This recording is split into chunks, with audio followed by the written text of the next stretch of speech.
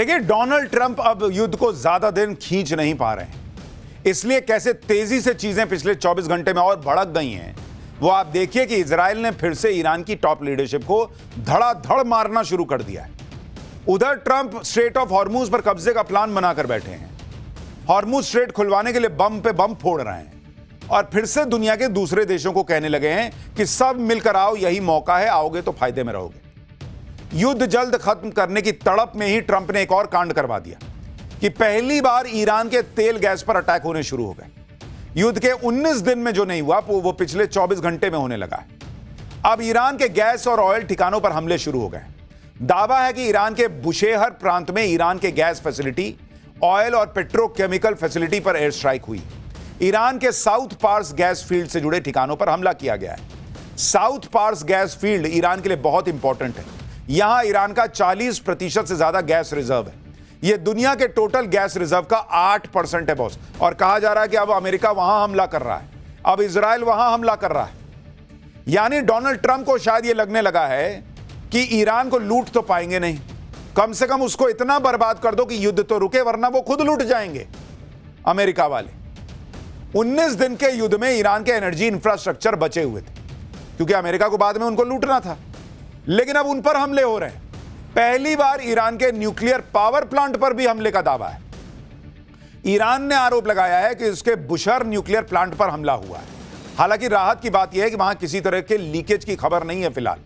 International atomic energy agency ने भी ऐसी संवेदनशील जगह पर हमला न करने की अपील की है। यानी डोनाल्ड ट्रंप बिल्कुल अपनी सनक में अपना आपा खो चुके हैं। उनको समझ में नहीं आ रहा क्या करना है। उनको लग रहा है जहां मार सकते हो मारो, खत्म ही कर दो, इस ईरान को का नक्शा खत्म कर दो, इसको मिटा दो, दुनिया के नक्शे से हटा दो। सब मर जाएं तो मर जाएं, लेकिन मार दो सबको, लेकिन खत्म करो। किसी तरीके से यह दुनिया को दिखाओ कि हम पावरफुल। इंसानियत सोचिए इनकी कहां चली गई। इनको बस तमगा चाहिए कि अमेरिका बहुत पावरफुल है, इनको फर्क नहीं पड़ता कितने लोग मर जाएंगे।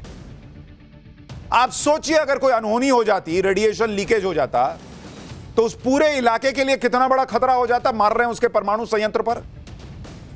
दिमाग खराब हो गया क्या जी इन लोगों का? सिर्फ इसलिए कि तुम दूर बैठे हो, यहां कुछ भी कर दो। और मिडिल ईस्ट के इनके दोस्तों को पूछना चाहिए कि पगला गए हो क्या जी तुम लोग, क्या कर रहे हो? अगर ईरान में इस तरीके से न्यूक्लियर फैसिलिटी पर आप हमला करोगे, वहां से रेडिएशन फैलेगा, मिडिल ईस्ट बच जाएगा क्या? क्या कर क्या रहे हैं ये लोग? ईरान की एनर्जी फैसिलिटी पर हमला हो रहा है, न्यूक्लियर प्लांट पर हमला हो रहा है। ईरान भड़का हुआ है। ईरान ने सऊदी अरब, कतर, यूएई सबको तुरंत वार्निंग दे दी कि वो अपने पेट्रोकेमिकल फैसिलिटी को खाली करवा लें। ईरान की धमकी से मिडिल ईस्ट में खलबली मच गई है बॉस। कतर ने कहा कि इजराइल के इस तरह के हमले बहुत खतरनाक हैं। कतर ने कहा कि एनर्जी इंफ्रास्ट्रक्चर पर हमला ग्लोबल एनर्जी सिक्योरिटी के लिए खतरा है।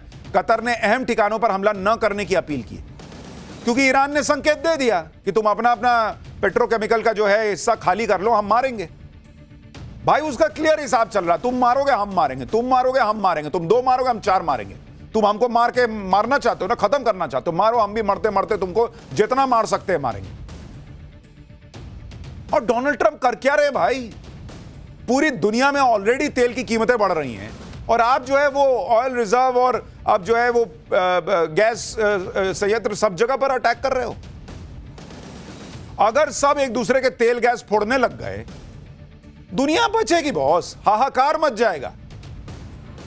लेकिन ट्रंप को अपनी सनक में कोई फर्क ही नहीं पड़ रहा। ट्रंप को तो अभी इस बात की पड़ी है कि कैसे युद्ध निपट जाए, कैसे मैं हीरो साबित हो जाऊं। किसी तरीके से ईरान से सरेंडर करवा लो, चाहे उसको जमीन में धसोड़ दो, लोगों को मार दो, दुनिया को तबाह कर दो। और ट्रंप से यह हो नहीं पा रहा। हॉर्मुज स्ट्रेट खुलवाना ट्रंप की सबसे बड़ी चुनौती बनी हुई है और इसलिए ट्रंप फिर से दुनिया को कहने लगे हैं कि आओ मिलकर हॉर्मुज स्ट्रेट खुलवा देते हैं। ट्रंप ने आज सुबह उठते कह दिया कि ईरान में जो कुछ बचा है वो उसे खत्म कर देंगे, लेकिन सोचना तो उन सहयोगी देशों को है जो स्ट्रेट ऑफ हॉर्मुज खुलवाने के लिए कोई जवाब नहीं दे रहे। स्ट्रेट ऑफ हॉर्मुज तो अमेरिका इस्तेमाल नहीं करता, लेकिन जो देश इस्तेमाल करते हैं वो जल्द तैयार हो जाए। यानी ट्रंप कह रहे हैं कि हॉर्मुज स्ट्रेट जिसे इस्तेमाल करना है वो साथ आ जाए, अभी मौका है। साथ आ जाएंगे तो फायदे में रहेंगे। ये वही ट्रंप हैं जो कल तक कह रहे थे कि उन्हें किसी की जरूरत नहीं है, अमेरिका अकेले काफी है। मैंने आपको कहा ना कि इनका तार सटता है छूटता है, सटता है तो कहते हैं सब साथ आ जाओ, छूटता है तो कहते हैं बक मुझे किसी की जरूरत नहीं। क्योंकि अंदर अंदर बेइज्जती तो महसूस होती है कि कोई आ तो रहा नहीं है, और भर दुनिया में कह रखे हैं कि मेरे से आगे कोई टिकता नहीं है। तो जब बेइज्जती महसूस होती है कि कोई साथ नहीं आ रहा तो कहते हैं कि जाओ मुझे किसी की जरूरत नहीं। फिर कोई कान में आके कहता होगा कि सर कोई आ ही नहीं रहा है इतने के बाद भी, और हम अकेले तो कर नहीं पा रहे हैं। फिर एक घूंट पीते हैं बेइज्जती का, कहते हैं ना आओ ना जी आओ, फिर कोई नहीं आता, फिर कहते जाओ। बच्चा हो जी, बच्चा जैसा बिहेव कर रहे हो। दुनिया के सबसे बड़े देश के, सबसे ताकतवर देश माने जाने वाले देश के राष्ट्रपति हो भाई, बर्ताव तो वैसा करो।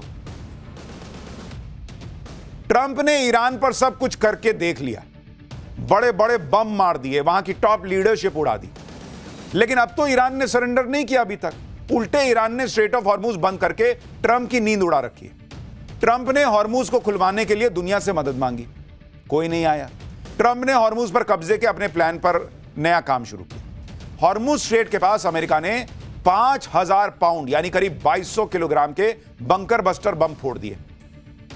अमेरिका का दावा है कि उसने जिस टारगेट पर बंकर बस्टर बम गिराए हैं वहां पर ईरान ने अपनी एंटी शिप क्रूज मिसाइलों को छिपाकर तैनात किया था। ये क्रूज मिसाइलें अमेरिका और इजरायल के जहाजों के लिए खतरा बनी हुई थी। अमेरिकी सेंट्रल कमांड ने लिखा कि कुछ घंटे पहले अमेरिकी सेना ने हॉर्मुज स्ट्रेट के पास ईरान के तट पर स्थित ईरान के मजबूत मिसाइल ठिकानों पर 5000 पाउंड के कई डीप पेनिट्रेटर बमों का सफलतापूर्ण इस्तेमाल किया है। अमेरिका ने स्ट्रेट ऑफ हॉर्मुज पर 2200 किलो के भारी भरकम बंकर बस्टर बम इसलिए गिराए क्योंकि बंकर बस्टर बम जमीन के 100 फीट नीचे तक तबाही मचा सकते हैं। ये 22 फीट मोटी कंक्रीट की दीवार को तोड़ सकते हैं। अमेरिका हॉर्मुज में बंकर बस्टर बम कहां गिरा रहा है आप इस मैप के जरिए समझ सकते हैं। स्ट्रेट ऑफ हॉर्मुज में समंदर के एक किनारे ओमान है, एक तरफ यूएई है, दूसरी तरफ अकेला ईरान पड़ता है। स्ट्रेट ऑफ हॉर्मुज में इसी जगह पर जहां आप गोला देख रहे हैं वहीं पर कहा जा रहा है कि अमेरिका ने बंकर बस्टर बम को फोड़ा है। ट्रंप को लग रहा है कि बंकर बस्टर बम गिरा और स्ट्रेट ऑफ हॉर्मुज पर कब्जा कर लेंगे, वो ईरान को सरेंडर करवा देंगे। लेकिन ईरान के पास हॉर्मुज स्ट्रेट को कंट्रोल करने का एकमात्र जरिया सिर्फ उसकी क्रूज मिसाइलें थोड़ी हैं। ईरान इस इलाके से गुजरने वाले जहाजों को वाटर ड्रोन रॉकेट, सी माइंस, हाई स्पीड बोट्स और ड्रोन से भी टारगेट कर रहा है। और अगर अमेरिका को लगता है कि उन्होंने बंकर बस्टर बम फोड़ दिया, स्ट्रेट ऑफ हॉर्मुज खुल गया, तो अपने जहाज भेज के दिखाएं, अपने लोगों को भेज के दिखाएं। हवाबाजी से नहीं ना होगा बॉस। इसलिए ट्रंप नहीं चाहते कि स्ट्रेट ऑफ हॉर्मुज में अमेरिका अकेले घुसे। ट्रंप चाहते हैं कि बाकी सब देश भी साथ आ जाएं, लेकिन इसके लिए दूसरे देश तैयार नहीं है। आज ही जर्मनी के विदेश मंत्री ने कहा है कि अगर अमेरिका स्ट्रेट ऑफ हॉर्मुज को सिक्योर नहीं कर सकता तो फिर यूरोप की फोर्सेस भी तो नहीं कर सकती। जर्मनी के विदेश मंत्री ने कहा कि हमें ईरान और अरब देशों के साथ एग्रीमेंट करना चाहिए जिससे जहाज जा सके। उधर ईरान कह रहा है कि यह समुद्री रास्ता तो उसका है, वो अपने दुश्मनों को जाने नहीं देगा। ईरान के विदेश मंत्री ने कहा कि युद्ध के बाद सबसे पहला काम यह होगा कि हॉर्मुज स्ट्रेट से गुजरने के लिए ईरान नए नियम बनाएगा। भाई इन दोनों के चक्कर में दुनिया का क्या होगा आदमी सोच सोच के परेशान हो रहा है। और मैं आपको डे 1 से कह रहा हूं बॉस, 19 दिन हो गया आज, अलग अलग देशों में अलग अलग जगहों पर इंपैक्ट पड़ रहा है। खुद अमेरिका में महंगाई बढ़ गई है, मानने को तैयार नहीं है भाई साहब। ट्रंप के सामने मुसीबत यही है कि ईरान झुक नहीं रहा, सरेंडर नहीं कर रहा। जितना ज्यादा ईरान लड़ता चला जा रहा है उतना ज्यादा ट्रंप के लिए मुसीबतें बढ़ रही हैं। आप अमेरिका में देखिए, वहां तेल गैस के दाम आसमान छू रहे हैं। अमेरिका में 40% तक फ्यूल के प्राइसेस बढ़ गए और इसी को देखकर आज ट्रंप ने एक फैसला लिया। ट्रंप ने फ्यूल प्राइस की कीमतों को कम करने के लिए 100 साल पुराने जोन्स एक्ट में 60 दिन की छूट दे दी। इस कानून के तहत जो भी सामान अमेरिका के पोर्ट्स के बीच आता जाता है वो शिप अमेरिका का होना चाहिए और क्रू मेंबर में भी अमेरिकी नागरिक होने ही चाहिए। इस जोन्स एक्ट की वजह से सामान के ट्रांसपोर्ट में काफी वक्त लगता था, दाम बढ़ जाते थे। लेकिन अब ट्रंप ने इस कानून के तहत जो नियम है उसमें 60 दिन की छूट दे दी। क्यों दे दी भाई? क्योंकि आपको दिख रहा है कि आपके देश में महंगाई बढ़ रही है, इसलिए आपने इतने पुराने नियम में भी छूट दे दी। अपने यहां के लोगों की मजबूरी दिख रही है। हमारे यहां जो हो रहा है वो नहीं दिख रहा, दूसरे जगह हो रहा है वो नहीं दिख रहा। पाकिस्तान इनके तलवे चाटते रह गया, आज वहां लॉकडाउन लगा हुआ है, इनको नहीं दिखता है। इनफैक्ट पाकिस्तान को तो आज बहुत गंदा ठोक दिए हैं ये लोग, अभी बताऊंगा आगे। ट्रंप को मजबूरी में ये सब करना पड़ रहा है, वो दिखा रहे हैं, क्योंकि हर मामले के एक्सपर्ट बनते थे, लेकिन ईरान के मामले में ऐसा फंस गए कि लोग मजाक उड़ा रहे हैं। भाई ट्रंप कितने बड़े लफ्फाज हैं, कितना लंबा लंबा फेंकते हैं। उनका एक वीडियो वायरल हो रहा है। ये भाई साहब हर चीज के एक्सपर्ट हैं। भाई साहब ये लिस्ट लंबी है। ये आदमी इतना बड़ा लफ्फाज है कि ये हर चीज में इनकी लाइन है कि मुझसे बेहतर कोई नहीं जानता। वो क्या राजपाल यादव का सीन है ना कि मैं सब जानता हूं सर। ये भाई साहब वही है, मैं सब जानता हूं, मुझसे बेहतर कोई नहीं जानता। इसी लफ्फाजी के चक्कर में इन्होंने दुनिया को फंसा दिया। इसी लफ्फाजी ने ट्रंप से ईरान युद्ध करवा दिया, क्योंकि इनको लगता है मैं सब जानता हूं, और अब फंस गए। लेकिन फंस गए तो ये नहीं जानते कि इससे निकलना कैसे है। अपनी खींच मिटाने के लिए ट्रंप ने सारे हथियार निकाल लिए। हार्मुज पे बर्फ गिरा के देख लिया, ईरान की टॉप लीडरशिप मार के देख ली। क्या हुआ? युद्ध खत्म हुआ। कल ही इजराइल ने ईरान के national security chief Ali Larijani को ढेर कर दिया। आज इजराइल ने ईरान के इंटेलिजेंस मिनिस्टर को मार दिया। इजराइल ने बताया कि पिछली रात उसने एयर स्ट्राइक में इंटेलिजेंस मिनिस्टर इस्माइल खतीब को खत्म कर दिया। साल 2021 में इस्माइल खतीब ईरान के इंटेलिजेंस मिनिस्टर बने थे। खतीब ईरान की मिनिस्ट्री ऑफ इंटेलिजेंस को संभाल रहे थे। इजराइल ने आरोप लगाया कि खतीब के मंत्री रहते हुए ही ईरान ने इजराइल के खिलाफ कई खुफिया ऑपरेशन किए थे। इजराइल ने यह भी हाल ही में ईरान में प्रदर्शनकारियों को मारने में खतीब का अहम रोल था, यह भी कहा। इससे पहले कल इजराइल ने ईरान के national security chief Ali Larijani को ढेर किया था। जिस वक्त अली लारिजानी पर हमला हुआ वो तेहरान के बाहरी इलाके करज के परदीस में अपने परिवार के साथ थे। इस हमले में अली लारिजानी और उनके बेटे डॉक्टर मोर्जता लारिजानी की मौत हो गई। लारिजानी और उनके बेटे के ताबूत को ईरान में सार्वजनिक तौर पर दिखाया गया। 17 दिन पहले ईरान के सुप्रीम लीडर अयतुल्लाह अली खamenei को टारगेट किया गया था। उसके बाद से ईरान की टॉप लीडरशिप को नहीं छुआ गया था, लेकिन अब फिर से टॉप लीडरशिप को मारा जा रहा है। इससे यही सवाल उठ रहे हैं कि क्या यह युद्ध की कोई रणनीति है, या फिर ऐसा इसलिए किया जा रहा है क्योंकि ट्रंप समझ रहे हैं कि ईरान में कोई रिजीम चेंज नहीं होने वाला। ट्रंप समझ गए कि ईरान ना बातचीत करने के मूड में है, ना सरेंडर करने के मूड में है। क्या इसी वजह से ईरान पर प्रेशर बनाने के लिए उनकी टॉप लीडरशिप को खत्म किया जा रहा है? क्या युद्ध को जल्दी निपटाने के लिए ताबड़तोड़ किलिंग हो रही है?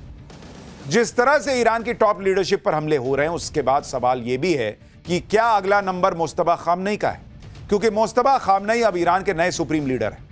मुस्तफा के तौर पर ईरान को नया चेहरा, नया नेतृत्व, नया जोश मिला है। इस जोश को ठंडा करने के लिए ट्रंप मुस्तफा को भी टारगेट कर सकते हैं। उधर इजराइल यह दावा कर रहा है कि अभी तो कई और सरप्राइज बचे हुए हैं। ट्रंप शायद इस गलतफहमी में है कि अगर वो ईरान की टॉप लीडरशिप को मारते चले जाएंगे, मुस्तफा खामनेई को भी उड़ा देंगे, हॉर्मुज स्ट्रेट को खुलवा देंगे, खार्ग आइलैंड पर कब्जा कर लेंगे, तो ईरान को हरा देंगे। लेकिन ईरान अलग लेवल पर है बॉस। आज ईरान से अली लारिजानी के जनाजे पर जो भीड़ उमड़ी है, उसे देखकर तो साफ लग रहा है कि ईरान झुकने वाला नहीं है। आप भीड़ को देखिए बॉस, अली लारिजानी के जनाजे में जुटी इस भीड़ को देखिए। डोनाल्ड ट्रंप के एक्शन ने ईरान को और एकजुट कर दिया है। अब वहां कट्टरपंथ की बात ही नहीं हो रही, अब वहां नेशनलिज्म की बात हो रही है। वहां राष्ट्रवाद जाग रहा है कि भाई हमको सबको एक रहना है, कट्टरवाद तो बाद में देख लेंगे।